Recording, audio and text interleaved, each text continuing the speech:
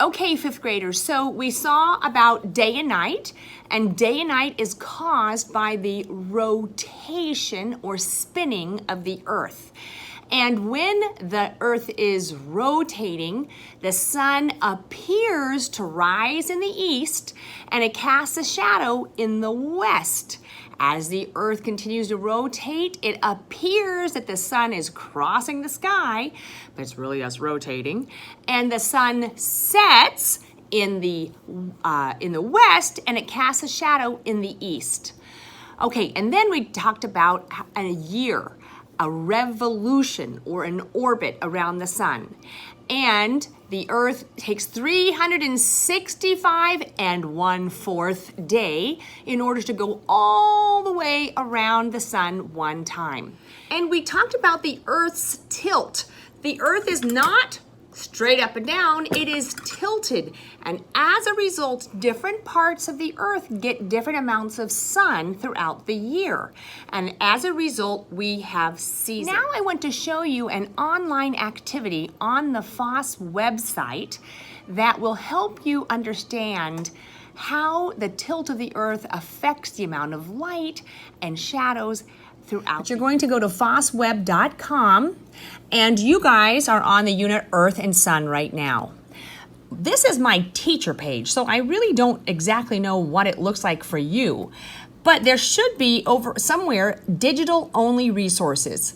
We're going to go down to multimedia. We're going to click on multimedia, and then we're going to go down to where it says seasons, and I'm going to click on that. And this is a little activity, an online activity that I want you to do. So here it begins. You can change the perspective to a side view. And we're going to continue. And here are some directions and facts. I just want to I'm going to continue, click to start. And I want you to notice something. So here's the Earth. This is a side view of the Earth. And this is the position of the Earth at this time as it's orbiting the sun, okay? You can change a number of things on this. You can, number one, you can click to stop here, and you can have it the Earth rotate once every hour. So you can, not once, one completely, but only rotate 1 hour's worth. So you can see very clearly how the earth is turning each hour. You can look at the view from of the earth from the top, and you can clearly see half light, half shadow. You can do this, the bottom. Here's from Antarctica.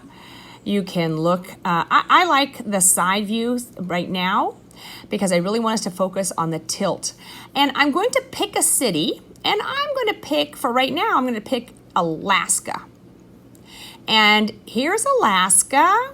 And I can click here, down over here. I'm going to click Alaska again.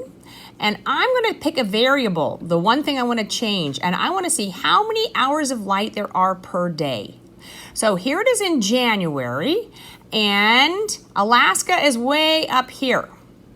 I'm going to look at the top view. And look at this, right now in January 21st, does not look like they get very much light at all, does it? Let's see, let's go to, I'm gonna go forward all the way to March, so I can start in March. So March 21st, here it is. It looks like half day, half night. So here it is. We have 12 hours and 31 minutes of light in March. We're going to keep going until June. Now in June, the sun never sets. They have 23 hours and 59 minutes of light. Let's go. I'm sorry, that was July. I'm going to go to September. In September, they have half day, half night, 12 hours and 32 minutes. And then we're going to go to December. And December, they have night all the time. So they can either have light all the time or they can have night all the time. And it has to do with the tilt of the Earth. I'm going to do a side view. So poor Alaska is up there, no light. But you can change the city. Let's see, I lived in Virginia for many years. And here, now the red one is Virginia. I'm going to change it to Virginia again over here. And now they got rid of the red one, the purple one is Virginia. And you can see, boys and girls, so I'm going to click through the months. Notice that the Earth is going to go around the sun while I also click the months. Okay, so here it is. The Earth is continuing to move or orbit around the sun, and we see different amounts of light and darkness. And because of that, we have different temperatures.